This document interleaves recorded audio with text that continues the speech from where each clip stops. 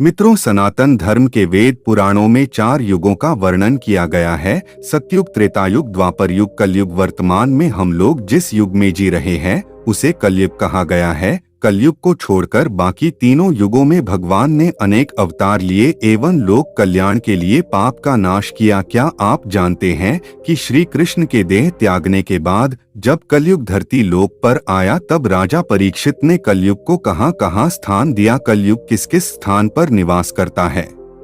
कलयुग का आगमन। भागवत पुराण में वर्णित कथा के अनुसार भगवान श्री कृष्ण अपने धर्म का पालन करते हुए अपनी बहन सुभद्रा का विवाह अर्जुन से करा देते हैं। अर्जुन और सुभद्रा का पुत्र अभिमन्यु होता है। अभिमन्यु का विवाह उत्तरा से हुआ और उत्तरा के गर्भ से राजा परीक्षित का जन्म हुआ। महाभारत युद्ध खत्म होने के 36 साल बाद जब युधिष्ठिर अपने भाइयों सहित हिमालय के रास्ते स्वर्ग चले गए तब राजा परीक्षित इस धरती के स्वामी बन गए। इनके राजा बनने के 32 वर्ष बाद पृथ्वी पर कलयुग आ गया। राजा परीक्षित जब शिकार करने के लिए गए तब रास्ते में कलयुग से राजा परीक्षित का साक्षात्कार हुआ। कलयुग की शुरुआत कैसे हुई? महाभारत खत्म होने के बाद भगवान श्री कृष्ण पृथ्वी छोड़कर बैकुंठ यात्रा की ओर चल दिए। यह जानकर युधिष्ठिर अपने भाइयों सहित अपने राज्य को पौत्र परीक्षित को सौंपकर हिमालय के रास्ते स्वर्ग चले गए। राजा परीक्षित पृथ्वी का पालन करने लगे। एक बार राजा परीक्षित शिकार हेतु वन में गए। वन में जाते हुए रास्ते में उन्होंने देखा एक व्यक्ति डंडे से बैल को पीट रहा है और वही व्यक्ति गाय को अपने लात मार रहा है। उस बैल को 3 पैर नहीं थे और वह अपने एक पैर पर खड़ा था। गाय बिल्कुल कामधेनु जैसी दिख रही थी। दृश्य को देखने के बाद राजा उसके पास गए और हाथ में तलवार लेकर उसकी गर्दन पर रखते हुए क्रोधित होकर उस व्यक्ति से पूछा, अधर्मी तुम कौन है जो निरीह गाय और बैल पर अत्याचार कर रहा है? तुम्हारा कृत्य ऐसा है कि तुम्हें मृत्यु दंड मिलना चाहिए। राजा परीक्षित का क्रोध देखकर कलयुग भविष्य करने लगा। राजा ने कलयुग को छोड़कर बैल से पूछा है, भगवान आपके 3 पैर कहाँ हैं? इस बातों का बैल ने कोई जवाब नहीं दिया, लेकिन बिना कुछ कहे उसने अपनी आंखों से कह दिया। बैल की यह दशा देखकर राजा ने कलयुग को मारने के लिए अपनी तलवार उठा लिया। ऐसा देख कलयुग डरता हुआ राजा परीक्षित के चरणों में गिर पड़ा। अब राजा सोच में पड़ गए और अपने विचार बदलते हुए अपनी शरण में आए। उस व्यक्ति को नहीं मारा, इसलिए उन्होंने कलयुग को जीवन दान दे दिया। राजा ने कलयुग को आदेश दिया। पांडव वंश होने के कारण राजा परीक्षित बड़े ही ज्ञानी थे। थोड़े ही देर में उन्होंने धर्म को बैल के रूप में और गाय को धरती माता के रूप में पहचान लिया। कलयुग को जीवन देने के बाद राजा परीक्षित ने कहा, कलयुग तुम पाप, झूठ, छल और दरिद्रता के कारण हो। जब तुम मेरे शरण में आए तो मैंने तुम्हें जीवन दिया। अब तुम मेरे राज्य की सीमा से बहुत दूर चले जाओ और फिर कभी वापस मेरे राज्य के सीमा में मत आना। इस पर कलयुग गिड़गिड़ाना लगा और बोले, महाराज आपका राज्य तो संपूर्ण पृथ्वी पर है, आप बताइए मैं कहाँ जाऊं? अब मैं आपके शरण में आया हूँ, इसलिए आप मुझे भी रहने के लिए स्थान दें। कलयुग किस किस स्थान पर निवास करता है?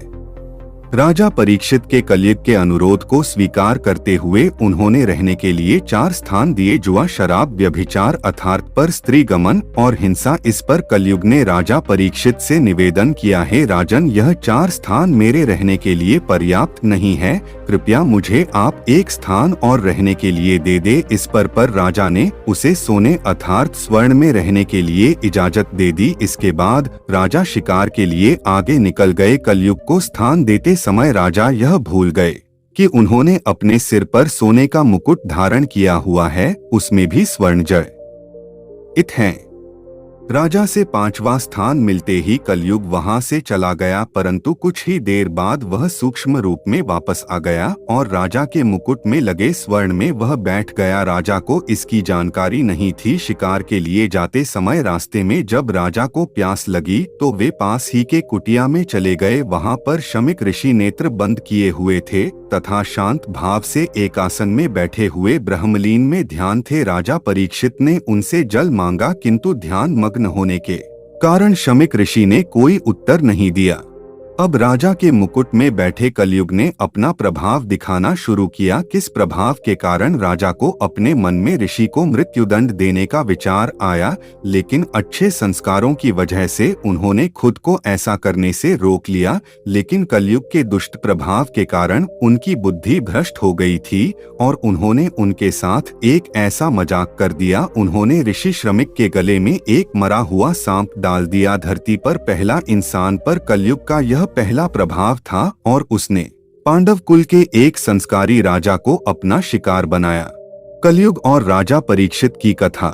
जब श्रमिक ऋषि के पुत्र श्रृंगी स्नान करके लौटे तब उसने देखा कि उनके पिता नेत्र बंद किए हुए तथा शांत भाव से एक आसन पर बैठे हुए ब्रह्मध्यान में लीन है और उनके गले में एक मरा हुआ सांप पड़ा है। श्रमिक ऋषि तो ध्यान में लीन थे, उन्हें ज्ञात ही नहीं हो पाया कि उनके साथ राजा ने क्या किया। किंतु उनके पुत्र श्रृंगी ऋषि को जब पता चला तब उन्हें राजा परीक्षित पर बहुत क्रोध आया, पर उन्होंने श्राप दिया कि 7 दिनों के अंदर तक्षक सर्प के काटने से परीक्षित की मृत्यु हो जाएगी। श्रमिक ऋषि की साधना पूर्ण हुई और उन्हें इस बात का पता चला तो उन्होंने इसकी सूचना राजा को भिजवाई ताकि वो बेहद सावधान रहें। इस पर राजा ने स्वयं को मृत्यु के लिए तैयार कर लिया और अपने पुत्र जन्मेजय को राजतिलक कर उन्हें राज्य सौंप दिया। राजा परीक्षित ने अपने गुरु सुखदेव से श्रीमद्भागवत की कथा सुनी और 7वें दिन तक्षक नाग के काटने से उनकी मृत्यु हो गई। जब जन्मेजय को अपने पिता की मृत्यु के कारण का पता चला तब उन्होंने सभी सांपों को मारने के लिए सर्पस्त्र यज्ञ किया। इस पर सभी सांप हवन कुंड में आकर गिरने लगे। भयभीत तक्षक ने स्वयं को इंद्र के सिंहासन में लपेट लिया और फिर आस्तिक ऋषि के समझाने पर जन्मेजय ने अपना यज्ञ रोक लिया। उसके बाद पृथ्वी पर कलयुग का आगमन तेजी से होने लगा और राजा परीक्षित के परलोक जाने पर फिर पृथ्वी पर कोई ऐसा राजा नहीं रहा जो कलयुग के बढ़ते प्रभाव को रोक सके। तो मित्रों, हमारा वीडियो कैसा लगा कमेंट करके जरूर बताएं और नए हों तो चैनल को सब्सक्राइब कर ले ताकि हमारा वीडियो आप तक पहुंचता रहे।